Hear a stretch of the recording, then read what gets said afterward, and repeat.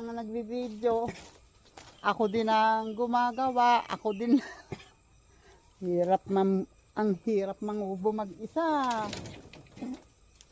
Ay, hindi ko abot. Okay. Eto pa lang ako, oh. Ayan pa lang, 2 saging pa lang yung nalilinisan ko. Ayun pa lang yung ginagawa kong daan, oh. Layo pa. Kaso, ubos na ang lakas ko. Ayun, oh, nakatukod sa puno niya mismo do sa pinutol. Oh, yun. Oops.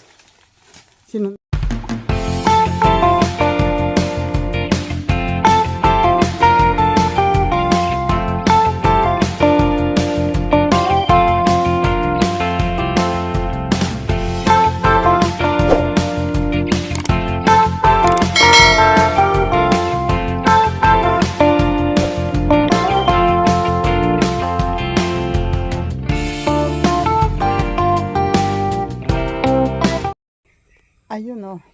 Andito na ulit ako sa kubo. Actually, kanina pa. Kanina pa ako dito. Kaya lang habang daan, nasa premiere ako ni Marjorie. Tapos pagdating naman dito, nakita ko naka-premiere si Miss May. Si Miss May Santos.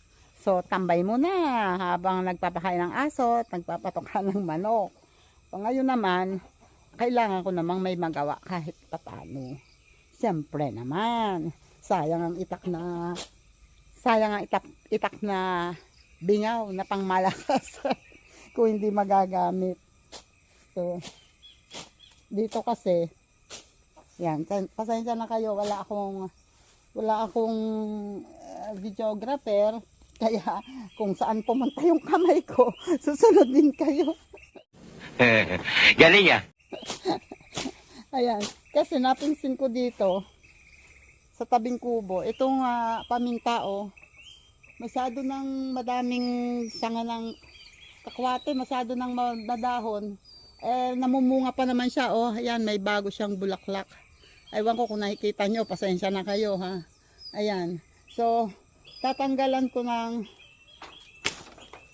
ayan, yung mga suloy, kasi ano, ayan, talimba naman ang aking iniingatan ko kasi baka ang matamaan ay yung hindi dapat tamaan. Kasi yung puno, yung sanga ng paminta, baka matamaan. Ito dapat tinatanggal to.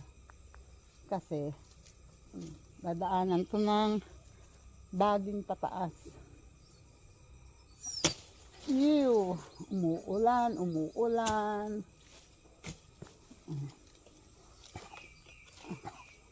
Tensya na kayo kung magalaw, ha. Kasi ako rin ang nagbibideo. Ako din ang gumagawa. Ako din. Ang hirap mangubo mag-isa. Ay, hindi ko abot. Okay. Ayun pa eh. Ito, mas malaki yan. Ay, hindi ko abot.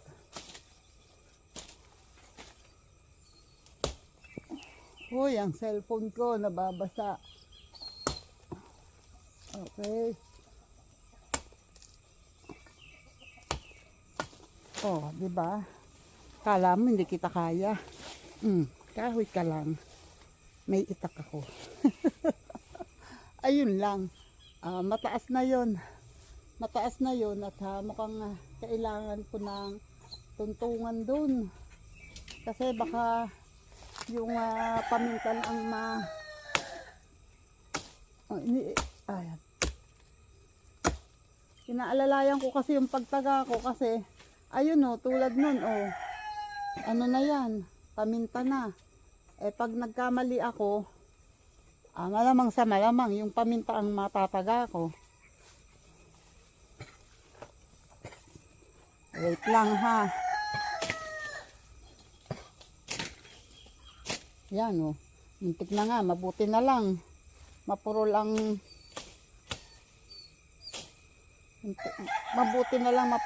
aking itak. Kung hindi, putol na sana to. Kasi pag ganun ko, sumobra. Oh, wait. Okay.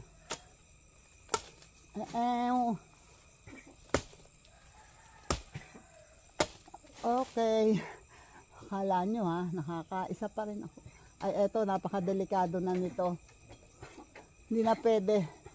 Kasi, pag taga ko dito, pwedeng dumiretso rito. Ay, may malaking sanga dito ng paminta. So, hindi na pwede talaga. Kailangan ko na talaga ng upuan dito. O, yan o. Mano na yung paminta sa kakwati. Sa sanga.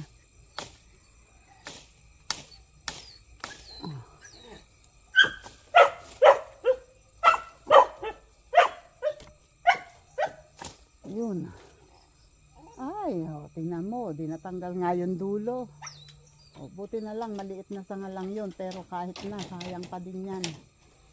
Tama na nga, Tita Aw. Tama ka na dyan. Dami ng damo dito. Dami ng damo. Yung mga ganito, binubunot ko na kasi ito, napakabilis tumaas. Ang bilis lumago. Madali lang naman to bunutin. So, basta may nadaanan ako na ganyan, binubunot ko na. Okay, wait lang. Mag-iisip ako kung ano pang gagawin at mamaya bibisitahin ko yung tinanim ko na mais. Titingnan ko kung kaya kong dagdagan ngayon. Wait lang. Uy, eto na oh. Diba, nakikita nyo na yung sibol. Mas dumami ang sibol ngayon at mas lumalaki na. I don't know kung kita nyo na oh. Ayan, pag yan ay tumiretso at medyo okay na, yung maganda na, babawasan natin ng yung tubo niya, yung sibol niya. Kasi kailangan mga 2 o 3 lamang ang maiiwan na sibol. Kasi pag sobrang madami sayang lang dahil makakaagaw lang yun sa pataba o sa nutrient na nakukuha ng halaman. Hindi naman kailangan ng sobrang dami ng sibol. Okay, so susubukan kong dagdagan ang aking tanim para pag sumibol edi wow. Pag hindi edi wow. Oo, kasi sayang naman sayang. Andito na lang din, edi dagdagan na. At eto sa parte dito, dadagdagan ko naman yung aking eto. Yan. Medyo iusod ko dun yung tinabasan ko para umabot hanggang dun yung tanim ko. Makadalawang iras ulit ako. Kasi ayun, tinandaan ko yung unang iras. So yung pangalawa doon. So kailangan kong ilayo pa ito. Wait. Wait lang ha. Tatabasin ko muna to ha. Wait. Ayun andito lang yan kanina. So ayun nailayo ko na doon. At ayun hanggang doon. So makapaglagay pa ako ng 2 iras dito. 2 pa. Wait lang ha. Walang ko muna kayo dito ha. Samahan nyo ako ha. Wait, hindi ko alam kung saan ko ipapatong. Ayan pwede na ba dyan? Okay na yan Wait lang.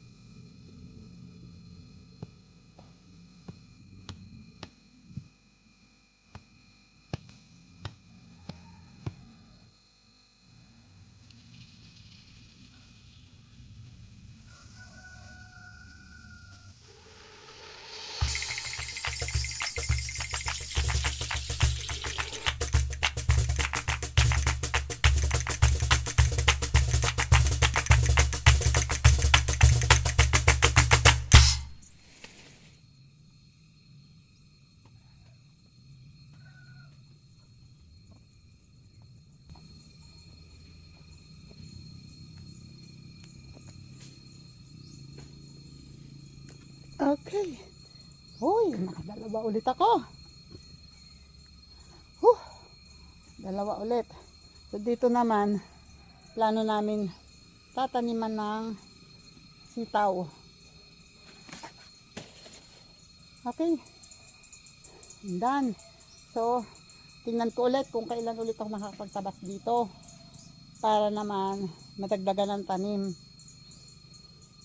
So, 4 na irasyon. Hari na nga sa talarin. Pagbigyan ni Lord na makatikim ng mais na hindi ko binili. Na hindi namin binili. Sana sumibol at sana mapaganda ko. Okay. Wait. Medyo magpapahinga muna ng kaunti si Tita Aw. At masyado na namang nagamit ang mga buto-buto, ang mga ugat-ugat. Mamaya titingnan ko kung anong ginagawa ni Payuwili doon, ha. Oh, wait lang. Babay muna. Sandali, Yeah. Sabi ko magpapahinga ako.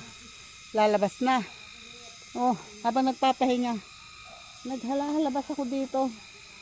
Para habang lilim dito, hindi yan said. Kaya lang, at least hindi agad tataas ang damo. Ayan, hinalabas ko hanggang dun sa puno ng saging. Gusto lang yung saging na yun ay mapabago at saka ito. Ibabago ng pwesto yan. At itatanim ng uli. Ayun no, si Kuya Nandi nga pala at si Kuya Nandi at si Ate Marina kakadaan lang. Pauwi na sila. At si Tay Willie naman ay nagtataga pa rin doon, naririnig ko. Eto nasa tabing bakod sa kabila. Okay, ako ay uuwi muna, baka ako'y matuyuan na naman. Ayun na naman ako. Hindi ako nagdala ng kahit na ayun, towel, nakapagsilid ako sa bag, pero wala akong tubig, walang kasi sabi ko, wala naman akong gagawin. Nung nasa daan na naalala ko, ay, magtatanim nga pala ako, dadagdagan ko nga pala yung mais. So nataniman ko siya hanggang dito ng mais. So sa susunod naman, iaangat ko yan hanggang dyan. Titingnan natin. Tingnan natin. Pag sumibol ito next week, magdadagdag ako. Kasi kaya ako dinagdagan ngayon, yung 2 iras, kung sisibol yun, abay kulang sa amin yung pag inilaga. Kaya, ginawa kong 4. At least pag bumunga, makakatikim kami lahat. Yan. Ayan o. Wait lang. Lalabas muna ako. Sisilipin ko si Tay Willie doon. Wait lang. Sabi, ayan na nga ba o. Yung tawa na naman ikang yan eh. Yan na hindi pwedeng pagkatiwalaan. Ayan na. Dito ko nagtatabas. Yan. Oh. So sabi ko, doon dapat ako dadaan. Dahil doon mababa ang damo. Nakita ko dito ang taas ng damo. So dito naman dating nakakadaan ako. Sabi ko, gumawa kaya ako ng daan. At dito para ako may daanan din dito. Ang problema, eto pa lang ako oh. Ayan pa lang, 2 saging pa lang yung nalilinisan ko. Ayun pa lang yung ginagawa kong daan oh. Layo pa. Kaso, ubos na ang lakas ko.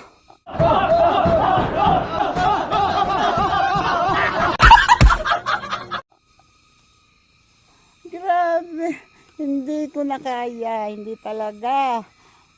Ang itak ko, bukod sa mapurol na nga, hindi na nga nahasa. Ayaw nang tumalab kasi nga, konti na lang yung lakas. Saka na lang ulit. At ako ay baka matuyuan na naman. Pero yan, pipilitin kong magkaroon ako ng daan dyan kasi hindi ko na napupuntahan yung mga iba dyan. Ito lang, pinilit kong maabot kasi may saging dito. At sayang naman kung naaakyatan kasi ng baging. So sayang naman. Kaya pinilit ko lang yan maabot. At ngayon ay uuwi na ako kasi si Bibe ay papasok pa mamaya. Wait lang. Magpupunas ako ng pawis. Sandali lang. Ayun nakalabas na talaga ako. Eto na yung gate na imported. Totoong lumabas na ako. At yung binhi na natira, dala ko pa uwi. Wish ko lang sana hindi ko malimutan ibalik. At dito, sandali lang ha. Ayun, pauwi na ako, doon ang daan dapat. Pero punta ako dito sa gawi ito. Kasi, etong kahoy na to, ayan, amoy, mabaho ang kahoy. Eto, dito siya tumibol sa parte nga sa gitna.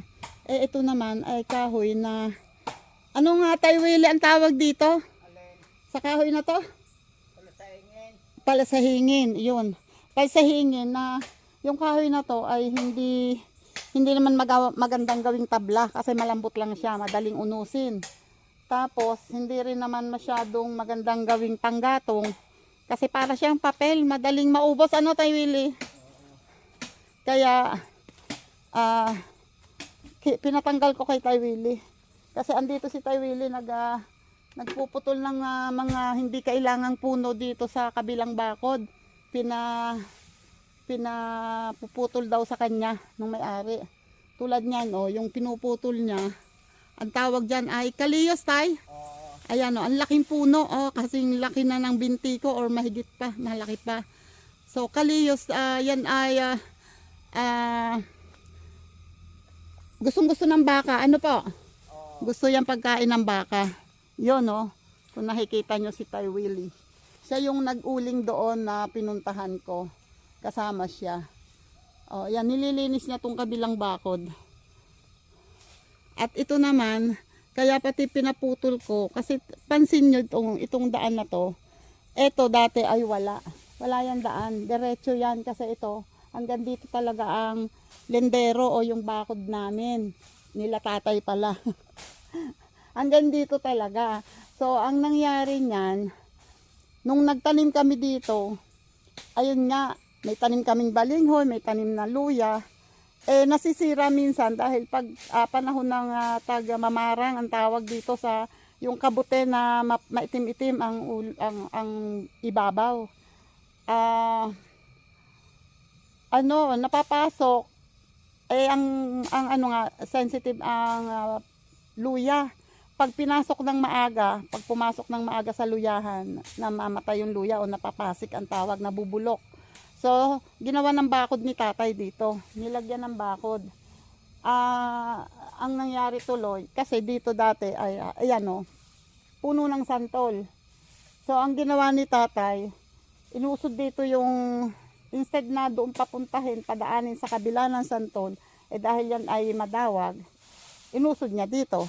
At dito nilagyan ng daan ng tao kasi ito, daanan papunta sa ilog. May mga dumadaan dito na nakikiraan dito sa loob ng lupa. So para hindi maging tukso na laging may papaya dito. Syempre, pag may hinog, tukso sa mata kasi yun syempre, pagkain yan. So, pag may bakod, hindi masyadong papasukin. At ayun na nga, hindi na yung ganun kundi yung mamamatay yung halaman na hindi oras. So, ayan, ang ginawa ni tatay, dinakuran dito. So, ang pansin nyo yung bakod. Ayun yung bakod sa dulo, sa gawi dito. Tapos ito, nandito. So, ang sabi ko, kung papayag siya, itatapat na lang dito sa puno ng santol ang bakod hanggang dito sa may puno ng, ano bang tawag dyan? Kape. At least may daan pa yung tao dito. So, itong side na to, kung tatanggalin ng bakod, magkakaroon pa ng space dito para taniman ng saging. Matataniman pa namin ng saging. So, sayang naman kasi. Sayang sayang ang space. Ito ay pwede pang mapagtaniman. Although, hindi na rin naman yan kayang linisin talaga. Pero, pag naman nagkakapera, nagyayaya kami ng maglilinis. Nag-invite kami ng maglilinis. Kaya, sayang. Malay nyo, pag nagkapera ako, makapag-invite ako dito ng maglilinis at magtatanim ng saging. Malay nyo rin. Kasi hindi na namin talaga namin kaya ni tatay. Lalo si tatay, pinipigilan ko na rin siya kasi mahirap na kasi andyan na yung sakit, mahirap na tanggalin. Tingin ko hindi na niya kaya talaga at hindi niya na nahirapan na siyang yumuko. So, hindi nakakayanin. Kaya, hanggang doon lang muna. Hanggang doon lang yung kaya namin. So, hanggang doon lang muna. Pagka kami nagkapera, di mapapatabasan namin ng maayos at mapapatanim namin ng maayos ang saging. Kasi maraming saging na kailangan ng ilipat. Kailangan ng itanim ng bago. Okay. At ayun, si Tay Willie habang nagtataga siya doon. Ako naman, tataga-tagain ko to kasi nakaganon na sa daan. So, bihira kasing mapuntahan namin to. Laging pagdating namin dito, papasok na doon. O eto, bihira namin mapuntahan. So, tatry kong pababain tong, ito lang naman, kaunti. Wait lang ha. Yan lapit na konti na lang. Andito na sa baba yung iba. Wait lang, dyan kayo ha. Sama ko kayo ha. Wait lang. Sama ko kayo ha.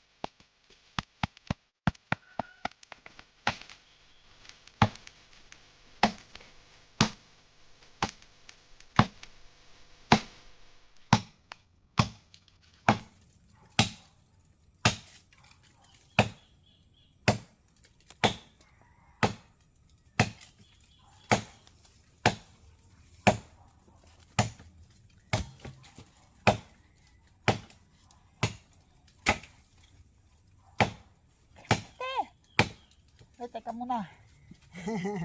Sabagay, malayo pa naman. Nagpuputol si Tay Willie dito. Antay lang, lalayo ako. Sayang ako. Baka ako'y mabagsakan. Wait.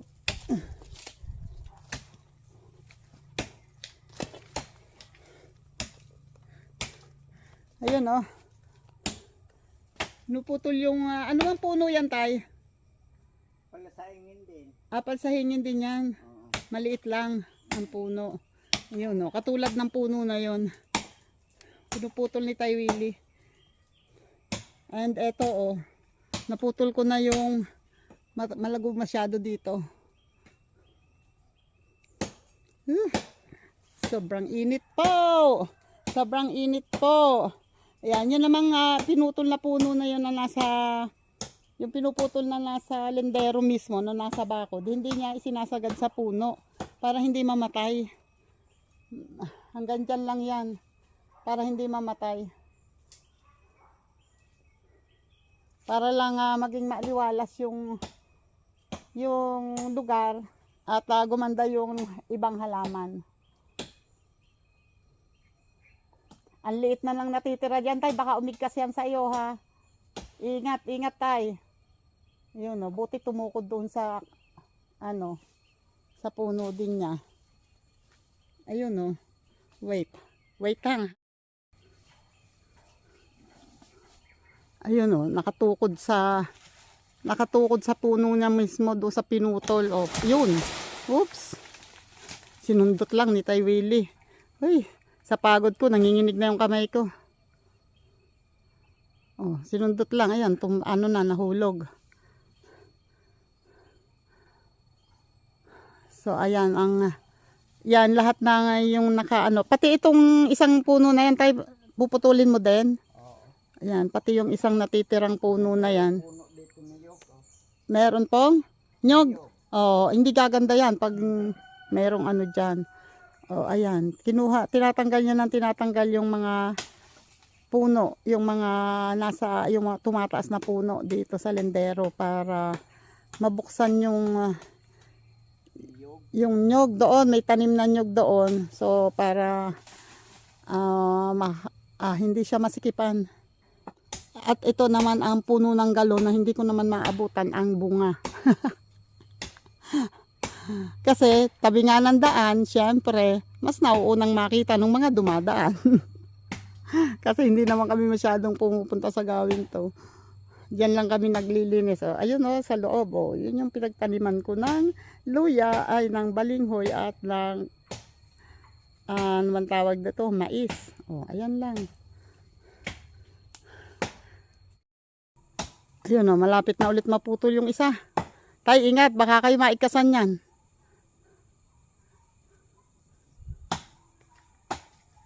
Yan, mapuputol na, Konti na lang.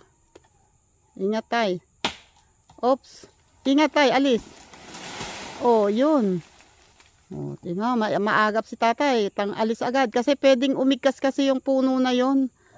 At pagtumba ay baka maaring sa kanya tumama. Kaya iwas agad. Ayan. Iba na pag ganyang nakabagsak na. Kayang-kaya na yan ni Tay Willie. Kumain mo na. Tanghali na. Oo nga, tanghali na. Ayun pauwi na kami. Ayan na si Tay Willie, pauwi na din. At kakain daw muna. Napapagod na. Kanina pa nadatnan ko na si Tay Willie dyan Nakaputol na nung puno. So, ako nga Mas una pa nga sa akin si Nandeng. Ay, maaga ho yun. Oo. Maaga si Kuya Nanding. Yun minsan alas 6 pa lang. And wala pang alas 6, andyan na. Kasi nagpapatuka siya ng manok. Tapos mamaya, babalik yun. Papatuka ulit. Magpapakain ulit ng aso. Nakakatatlong balik yata yun sa kubo. Ako hindi ko kaya. Hindi ko na kaya. Pag sobrang, lalo na pag ako'y napagod mabuti sa umaga hindi ko na kayang bumalik. Pagod na. Okay. Uy, salamat ulit. Dito ko natatapusin tong vlog ko na walang kwenta. Salamat. Salamat sa inyo. Salamat sa mga tumutok. Salamat sa mga nakaabot dito sa huli ng aking vlog, sa dulo. At salamat ulit sa mga andyan at nakasuporta sa akin. Thank you sa inyong lahat. Hindi na ako mag-iisa-isa. Pagod na talaga ako. Babay na muna. God bless. Ingat po tayong lahat. Thank you.